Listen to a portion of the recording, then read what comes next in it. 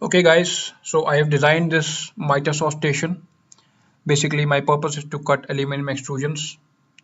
Now for the guide rail I have used a 2060 aluminum extrusion which I have mounted to the table using L brackets and M5 screws. Now here you can see that I have designed a simple stop system for this miter saw. I could have used wood to make this stop system. However, I had some extrusion pieces which were lying around. So I decided to make this simple stop system using these extrusion pieces and some brackets, T-nuts and M5 buttonhead screws.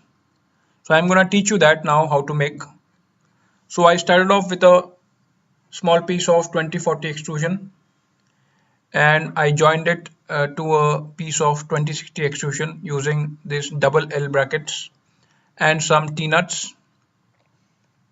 Now this double L bracket is readily available as part of aluminum extrusion accessories, or you can simply use a 3D printer to print one for yourself. After joining these two pieces and ensuring that they are square, I tighten these screws and thereafter I further checked their squareness and secured the joints.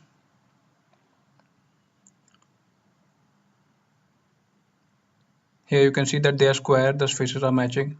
Now I had to join the top portion which will basically slide onto the 2060 guide rail. For this I used a 2040 piece and joined it to the bottom portion using a 2-hole joining plate.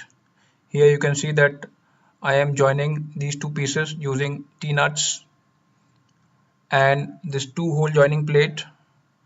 I made this connection using 8mm M5 buttonhead screws. All the screws which you are seeing in this video are M5 buttonhead and they are all 8mm in length. So I join these two portions, ensure that their faces are square. So this complete assembly slides onto this guide rail easily. I secured this completely, tighten the nuts further. See, it slides nicely. To further strengthen this joint of this top portion and the bottom portion, I used a 3-hole joining plate. Since it was lying around with me, I used it. However, this is just an overkill and might not necessarily be required. So here I have completed the assembly of the stop system. Now I will show you how to make the control system, that is how to make the system that will actually hold the position of this top.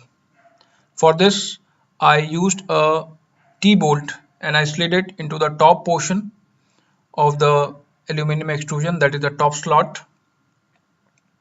I used a 2-hole joining plate. See, it can slide easily onto this system, onto the rail.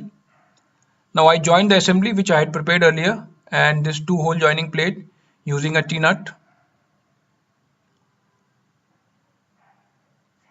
After matching the faces, I tighten this T-nut here.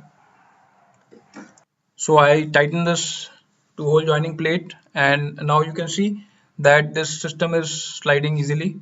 The control knob, I used a 3D printed knob and I fixed a M5 hex screw onto it and I made this knob to basically, this will hold the position of this top.